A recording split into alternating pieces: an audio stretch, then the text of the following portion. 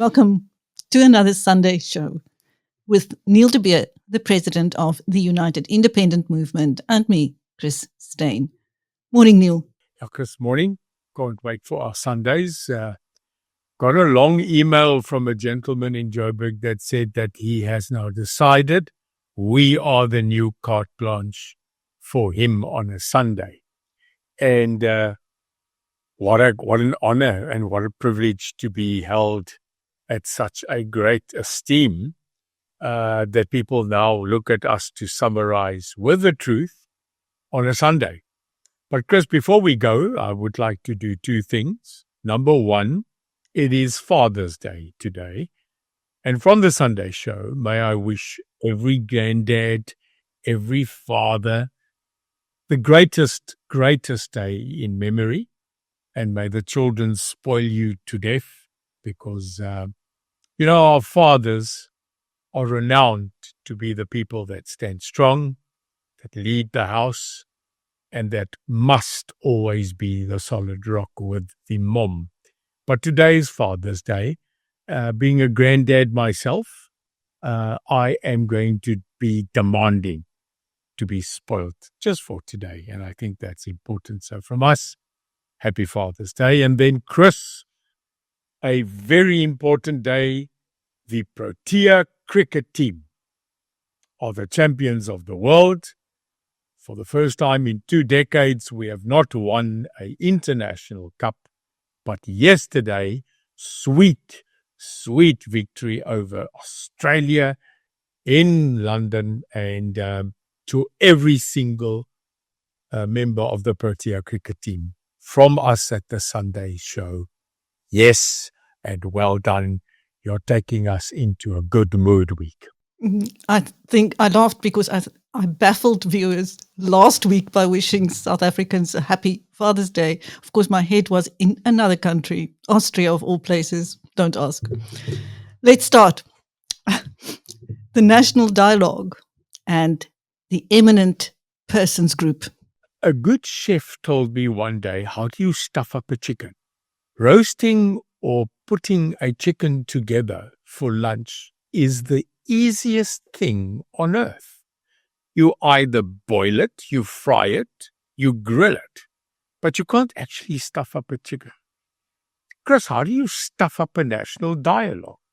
I mean, we have been speaking of this miraculous new line in the sand for a South Africa that is being battered by not only outside forces, but inside. And Chris, you and I have momentarily spoken every third or second week, not specifically on this program, but in person about this national dialogue. And at a stage, we were saying to each other, this thing's not going to happen. I think it is too intrinsic. It is too difficult at this stage in this country. And there's too much lies and too much absolute skullduggery for the national dialogue to happen, because I think the country would get up there and instead of giving a national dialogue, would be giving a national lambasting. So here it came. You and I have had theories of how this national dialogue should happen. What is the national dialogue about, and what is the agenda? But more than that, what is the outcome that will be sought after on a national dialogue? Now, Chris, I will now explain what I was hoping for in a national dialogue. When you talk about a national dialogue, it means that every single area geographically, every single differentiation of a nation, a language, a grouping, an organization, an industry, but more importantly, a person, a civilian, should be able to be reached by this national dialogue. Point 2, I was looking at what we would call a massive annual roadshow, where the national dialogue will be taken province to province, and if they had to have 45 of them, In other words, 5 in a province, so that the province can be saturated and that these mass dialogues could be done so that for once and for all, every person attending, the civilian people attending, the people, would be able to come to a hall and say their say. Where white and black can for once stand up and say what is in their poison chalice. That we can look at each other as black, as Indian, as white, as colored, as Khoisan, and get up and say, since this date, this is how we feel. Because that's what we missed. And I thought a great idea to put a panel together, and they would go across the country and engage with the people of South Africa. Boy, was I wrong. Cyril Ramaphosa has now, in my opinion, appointed a pre-tactical team for the build-up of the ANC elections so that they can look good, so that the national dialogue can in actual fact be this little poodle paraded by the president, run by the vice president, with all his cohorts and selected people that are there on the panel and will be saying what to reconcile this country. Chris, that's what the national dialogue should be doing. It should be building on the TRC. And you know my opinion about the TRC. The truth came out, but we didn't get to the R in reconciliation. We've been stumbling on this, on God's will and a miracle. And now the country's come to the end, and now you want to national dialogue. And look at the people he's put on that panel. The ZCC Church, with all due respect, a rugby captain, a Bafana coach, people from politics in the past, Rolf Meyer. He's put on there people that are artists, and he's left out the Afrikaners. Yes, he's left out people like Kali Kriel, people like the Afrikaner, Bon people like the Afrikaner. There's none. So when you look at this, and you look at the compilation of the people, I've looked at every name, academics, flaky blasters. Chris, this is shocking of who he has put on a panel to so-called bring in the national debate. The people of this country want to talk. The plumber, the bricklayer, the nurse, the policeman, the architect, the builder, the construction owner, the business owner, the people that make this country work. And who does he go put up there? Professor Dr. Johan, Dr. Professor Dominee. And then they tell us the bill.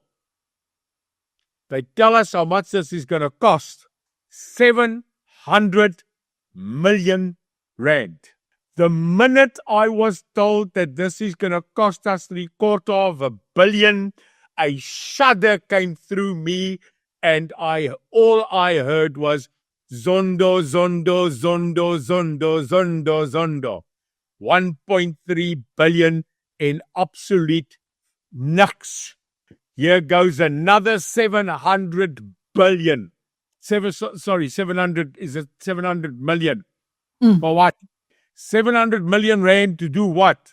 Sit under tents, speak a lot of crap, talk about issues we already know about, but exclude Joe Soap. So in all, Chris, I know that I am highly critical, but this is shocking that we're going to have in August a little get-together in Daba. I don't even know what that means. And then we will have a panel, a national debate, and they'll bring out a document, another document for 700 million. And I'm sorry. Here's my words in Afrikaans. Ons is nou gatvol vir julle dokumente en julle procedures, commissions, and all of your meetings. This country needs leadership. It doesn't need conferences about leadership.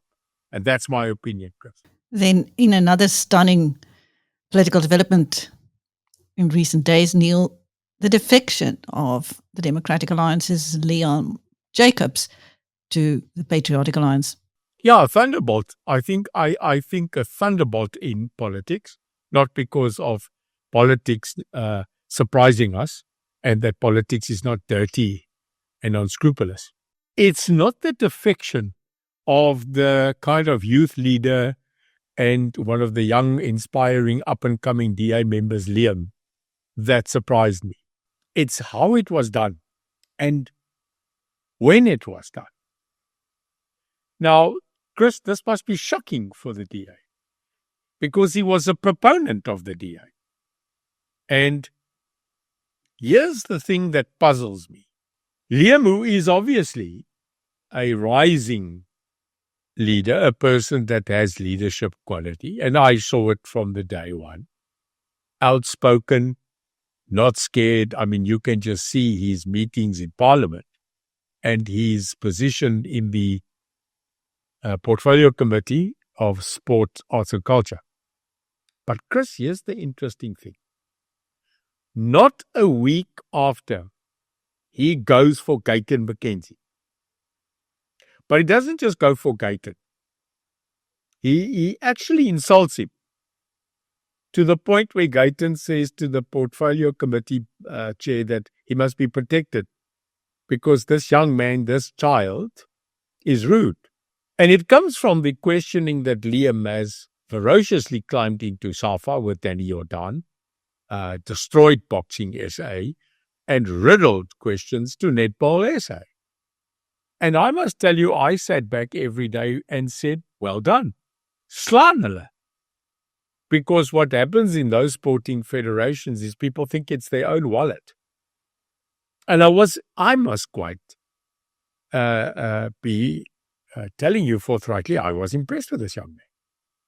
But what was very odd was the battle between him and Gayton McKenzie, where he actually was saying that Gayton McKenzie's party is a dictatorial party, that Gayton McKenzie rules, that people get hired and fired in Parliament like he wants to, and he set that on record.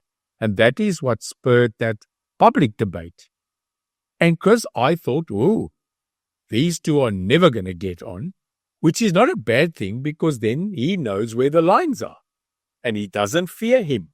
Lo and behold, it's not a week later, shockingly, we hear of the walkover of the very same Liam Jacobs who just roasted Gayton and the PA that he's joining. Now, I would love to be a small fly on the wall where people would be sitting at the DA, in specifically the leaders that brought Liam into the DA, and find their thoughts, because no matter how they sell it, this is a blow to them on a public relations platform and very specifically on an insider role of a member of Parliament that was probably in their leadership program walking over to their mortal enemy. Because I can tell you there's no love lost between Helen and Gayton and the Patriotic Alliance. This is clear. So yeah, very interesting, pardon me, if Liam will now go to Parliament. Because there's processes, obviously. There's now a vacancy in the DA, in the National Assembly. They will have to fill that. And then they will have to now see if the PA will be ruffling up their naming lists to put Liam as a member of Parliament of the PA. There can be no other position for him because that would be the place they would like to put him with all the internal knowledge he has now of the DA to give them hell in Parliament. Okay. Maybe we'll get a chance to speak to him this week and find out more, Neil. In the meantime, the fall of Floyd Shivambu at former President Jacob Zuma's MKP continues. Ek dink hy het geval, ek dink hy het neergemoer. I mean, falling is probably swicking your ankle and lying down. This guy fell on his face. And what is very surprising is the way that he's handling it. That I always look at, I'm a human profiler. So I look at the body language, the things that he says, and more the things he doesn't say. What a fall from grace. What an absolute stab in the back. And it's all, in my opinion, about one thing only. It has nothing to do with his trip to Malawi. It was nothing to do with him going to spend a bit of time with Prophet Bushiri, who is a wanted and known criminal in this country. It had nothing to do with that. It had to do with only one thing.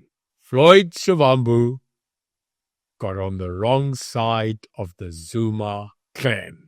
He got on the wrong side of the Zuma family, and in specific, he got involved with daddy's daughter, Papa's daughter. And when you have a fallout with Duduzile and you are not a favorite, there's nothing worse than a woman's scorn. Let me tell you, she had the knives out for him. She didn't want him. And if the rumors are right, daddy's girl got what daddy's girl wanted. And that's my opinion. So they had to get rid of him. They used this Malawi thing as a breaking of trust and regulation. But Chris, surely, we don't have grass in our brain. We know this was this. So he's been moved to Parliament because of his wealth of experience as a parliamentarian. But Chris, to be removed as the Secretary General from a party to now a mere member of Parliament is not just a fall of grace, but must be shocking to himself as of having massive fortitude in his dreams of growing. What will be interesting, though, Chris, is will he go back to the EFF? And you will very clearly remember the press meeting of Chelitot Malema saying that he's his brother. And the words of Malema was, if he ever wanted to return to the EFF, that he is absolutely welcome and be welcomed back. Well, let's see. But a very interesting move again. And who will replace him as the Secretary General? Because I think, Chris, they've gone through 5 or 6 of them already in 1 year. On to somebody who is still SG, the African National Congress's Fikile Mbalula, pouring scorn on those Patrice Motsepi-for-President rumours. Yeah, he's showing himself. My opinion, though, is that strategically he's showing his cards too quickly.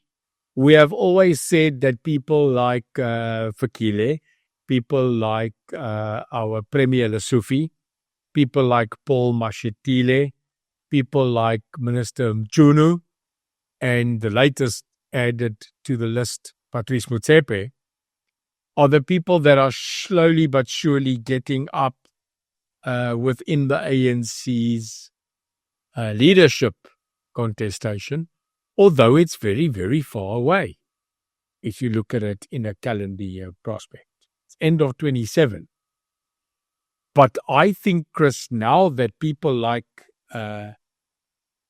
Fikile is getting nasty by him getting up and saying things about Patrice, which is the weekend statement that, people are just joiners and that in politics you've got to have experience and all that kind of stuff. First shots fired by Fikile. And that now lets the cat out the bag that the Secretary General, who's like the CEO of the ANC, not a very weak seat to carry, is going to contest. And he brings the danger not just of a rush now to the throne. But Fikile is not a nice guy at every second day. He can be quite facetious. And I am sorry that he's going to bring that facetiousness, daai rugkapper, daai totale stokkie in die skoen. I think he's going to start labeling and destroying people's character as it comes on, because that's the kind of politics that he plays. He plays a derogatory, attacking and character assassinating kind of thing.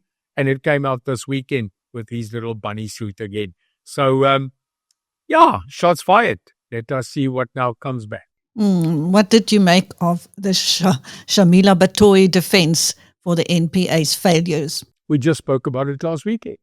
Chris, when you are sitting in one of the most primary seats that gives the citizenry of this country some or other format of stability, because I will repeat myself again, this country's future, except for the economic fight that we've got on, and just after I'm now going to say what I'm saying about Madame Beloy, I would like to read something to you, if I may, just to make you shocked.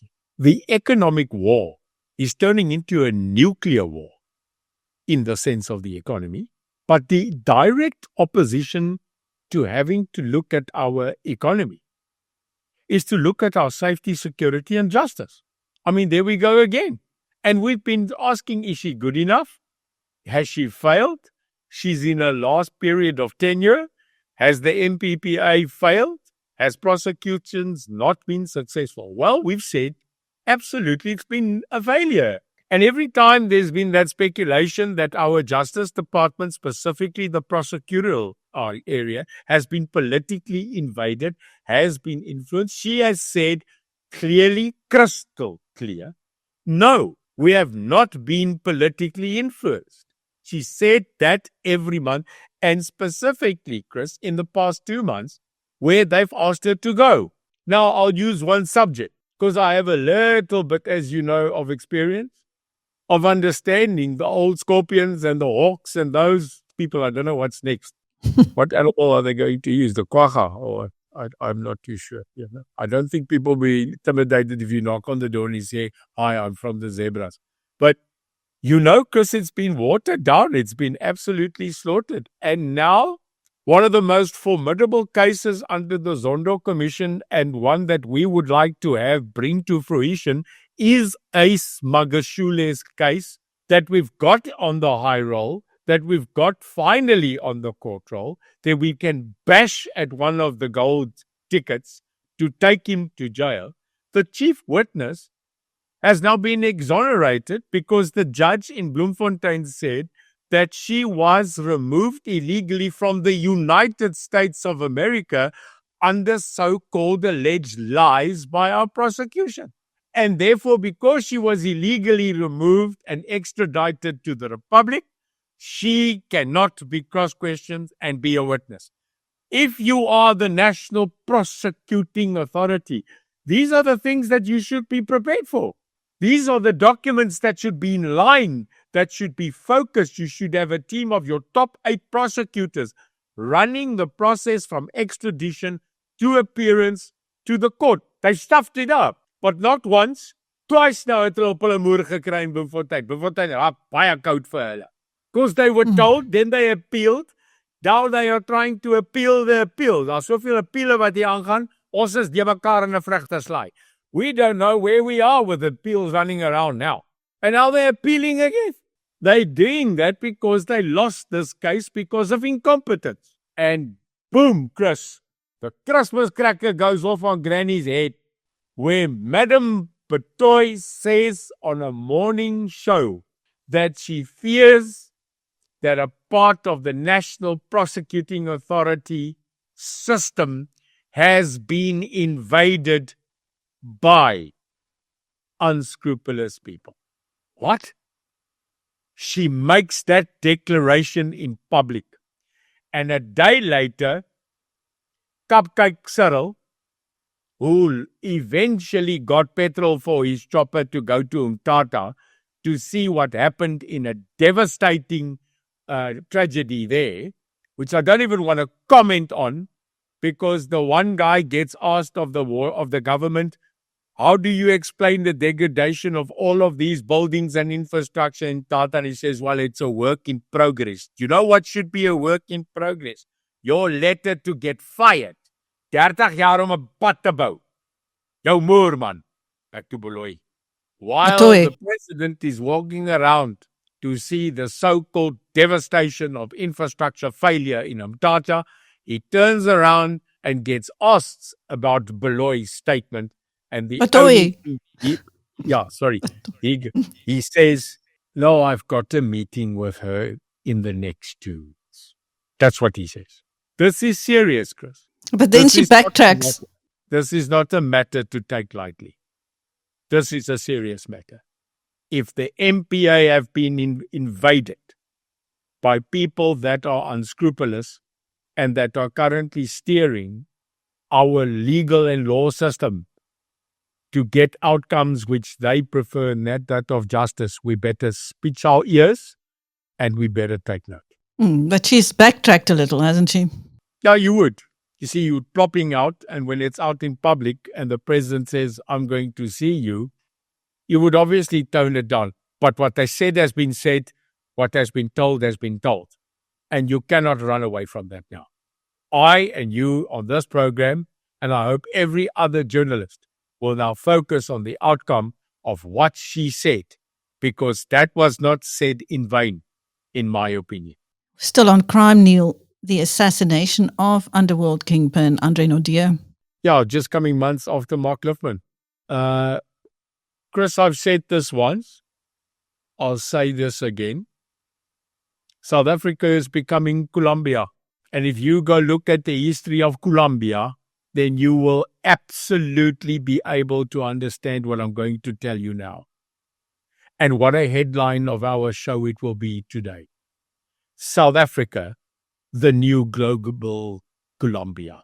Because in Colombia, gangs killed gangs, cartel against cartel. They then started shooting not just at cartel members, but they shot civilians. Children and civilians died because of the fights between the cartels. Then when they started shooting civilians and children, they started shooting police indiscriminately. They didn't care to kill police. The police then went to justice and said that the judiciary must climb in. So they started shooting magistrates and advocates and killing them. The judges then went to the politicians and said to the politicians, but we cannot run a country like this. So they took the head judge of Colombia and they blew his car up with him and his 5 bodyguards. And then, Chris, the politicians went and the judges got together and they said, you as the politicians better stop this. So they killed an aspirant presidential candidate and shot him to death while he was campaigning. Does that sound familiar? Well, in this country, children are being shot by gangsters. In this country, police are being killed every week. They already had an attempt on 2 advocates and 1 acting judge in his parking lot. But here's the thing, Chris. Cabinet ministers are not being killed. Presidents are not being assassinated. And you will remember at the end, at the death of Pablo Escobar, it was the police and it was the judiciary that got up and finally took him out. Chris, I'm sorry to tell you, but it seems that on a political level, they might be Pablo Escobar. So this country is falling apart. This country is becoming the new Colombia. And the fact that you can walk up at 3 o'clock in the afternoon without a mask, without a false cover, in the main street of Parow in Cape Town, and just shoot someone. Just walk up to a person who's an alleged kingpin in crime and shoot him. And get in your car, cameras or no, and just drive away. The fact that you can wait for a person at a mall, also in broad daylight, and shoot a person with a hunting rifle 5 times. at a shopping center. It's brazen. So we've got to sit back and say, what a beautiful country we've got. What a stunning, stunning citizenry. But every day amongst us is evil. And without us having a secure judiciary, a police service that is untainted, and we don't, Chris, because their major general of the police within crime intelligence is charged with an alleged crime, a general. And if the news on the ground is very, very clear, there are another few generals in the police that are going to be charged. So we've got the prosecuting authority sitting and moaning, the police collapsing, little Angie Motsepi clapping her hands nearly off her arms because finally, even under technical difficulties, our poor soldiers, the first of them arrived last night. And she claims this as a victory. So I'm sorry, here we sit and we want to have a national dialogue, which Cyril says will now depict the future of where this country is going. Hey, cupcake, Cyril, we don't need to know where we are going. We need to know where we bloody are. Because if we don't even know where we are, we won't have an inkling to know where we're going. So, Chris, we've just... Ja, julle wou my mos gehad het op 'n Sondag voor koffie. Listen to this. Sorry, I'm too old to remember, maar ek is nog flynskerp. Ek sal hulle bliksem. Listen to this, Chris. We just got a loan approved by the World Bank for 26 billion rand. They're giving us 26 billion. Now I'm going to read you the following figures. You don't have to remember it. Just put it in your mind. 74.3 billion, 2020.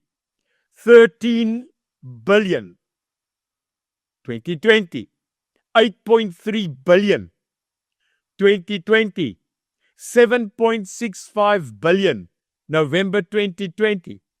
17.4 billion, October 2023, 17.4 billion, April 21, 5 billion, July 2020, 3.7 billion, 2024, September, and 4.35 billion in 2024, January, with an accumulative of 178.8 billion that has been borrowed, linked, taken on behalf of the South African citizenry.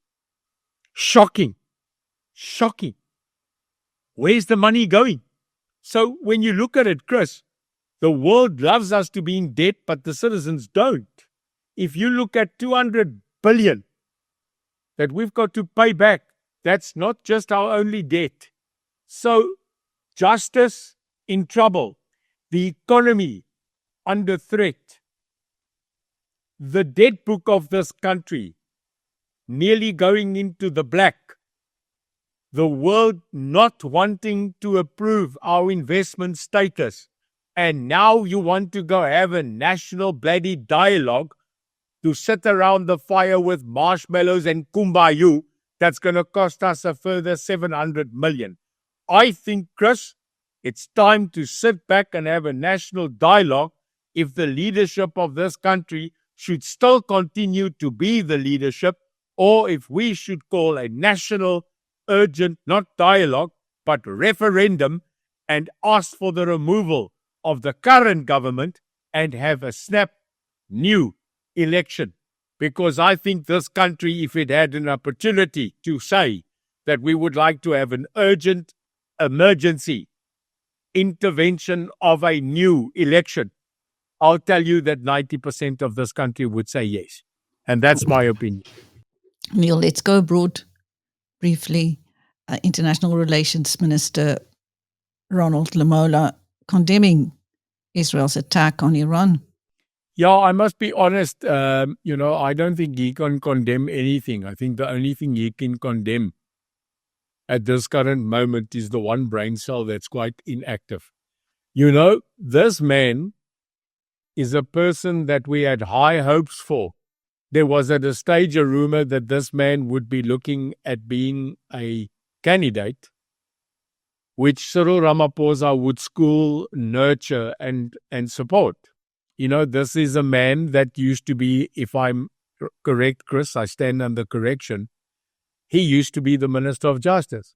This is the man that also spearheaded the charges at the ICJ against Israel.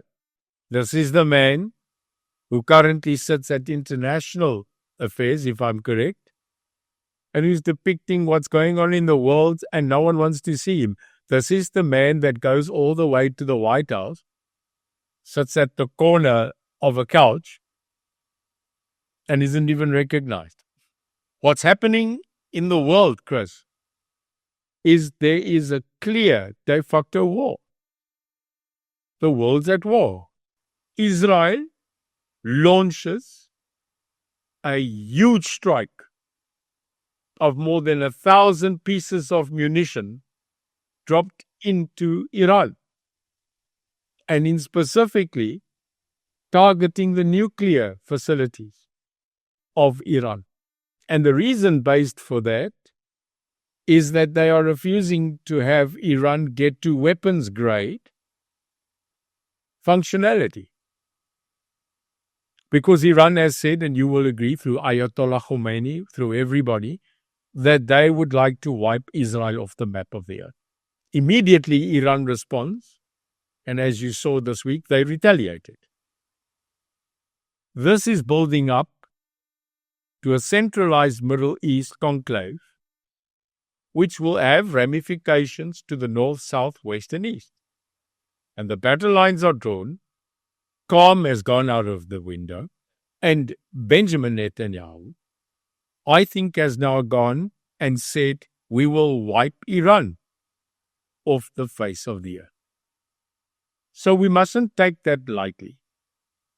But Chris, if I can advise South Africa, let's not punch above our weight.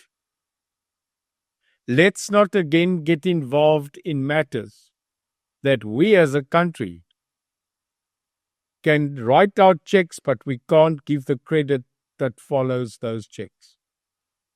Chris, we're a small country. We have a failing defense force. We have a regaled budget. We have turmoil in our country, but still we have the prowess to go stick our nose into matters as high as the United States and a million-year war. My advice is become Switzerland. Stay neutral. Give advice, but don't get involved. Because, Chris, we can't afford that. We have problems of our own, and we can't even fix our own domestic problems. And I think it is unwise. There's a book called The Art of War. And in this book it says, don't open too many fronts and charge too many enemies that you yourself cannot control. And unfortunately, if I have to look at it, this is exactly what South Africa is doing. It's opening too many fronts. It's taken on too many enemies. And that's why we are where we are. So, Mr. Ramora, I think you need to change the strength of your cups of tea in the morning. Neil, I have a question here on this topic from a viewer wondering how much South African enriched uranium or South African skills contributed to the total of Iranian enriched uranium stocks. Speculation is also sometimes good. It links with our word called allegedly. Now, because we must be under no doubt that this country had an atomic bomb. We know it. We know that it was identified and it wasn't even hidden away. In the period of transition, call it pre-94 to 94, It was one of the big matters that had to be discussed. So I believe with effect and proof that we had a nuclear program and that we had nuclear capability. We might have come to the point where publicly we said that it was destroyed, it was dismantled, it was then moved away, and that the South African nuclear program was absolutely disarmed. The problem, Chris, is you can disarm, dismantle, publicly stop things, but your question is the people that built it, designed it, created it, are they still alive? And if that is so, that those professors in the white jackets that assisted in building the South African nuclear bomb are still alive and probably between the ages of 70 to 85. If they are still compos mentis, and I believe they are, that if they are still around, what was the capability of them with this great friendship between South Africa and Iran, that there wasn't certain documents, certain technical capability swapped with them? That will probably never come out. It is the other thing, like you and I sitting, Chris, every day and asking people, you say that Iran paid the ANC money to do two things, to take Israel to the court and to pay the salaries of their staff and go into an election. Chris, we've said this because thousands have said it. Mr. Rob Hersoff says it at every point and corner that, as a fact, Iran paid South Africa. We, as the Sunday Show, would like to have the same liberty in pronouncing that, but there's one thing you and I debate every single time it comes up. Chris, where's the evidence? If you and I are summoned tomorrow to go to court, and they will say to us, show us the bank transfer, show us the factual EFT, the cash transfer, the photos of the suitcases. I am sorry, Chris, at this current time, no one has sent me. I don't know if they've sent it to you. They've claimed no. that. No. I'm still waiting for photographs of those bags of cash, Neil, and the youth handovers. So I just wonder, what would a regime change in Iran mean for the African National Congress? There's something we don't have to dispute. There's something we don't have to speculate, and that is there is a relationship between Iran and South Africa. This is clear. This is not even on the table of a rumor.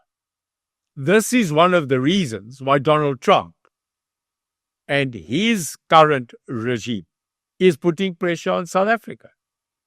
South Africa doesn't even keep it a secret. I mean, you will know Naledi Pandor visited Iran more than her partners in the National Assembly visits McDonald's in Kentucky. And trust me, that's a moer so klomp per dag. So what was discussed, what was put on the table, we don't know. But it's like sitting there and meeting with him, and you are telling us that it is absolutely all about infrastructure and line of pipes. Rubbish? Something's brewing. And that is going to be the tone set. But while Israel and now America is gunning up against Iran, I don't know if the people are now going to sit back and go regrets, because they were making friends. And allegedly, Chris, if money was paid to us, to the governing party, which they not, I think we are going to see a very interesting development. All that I'm asking is, please don't send our 3 canoes, our 1 Cessna, and our 14 current military operatives to go and help fight in Iran. We are not going to be successful, Angie Motsepi, because it takes you 3 months just to get troops back from battle. Thank you. That was Neil de Beer, the president of the United Independent Movement, on this Sunday Show with BizNews. And I am Chris Steyn. Thank you, Neil. Chris, thank you. And a pair of socks for Father's Day is not at all bad.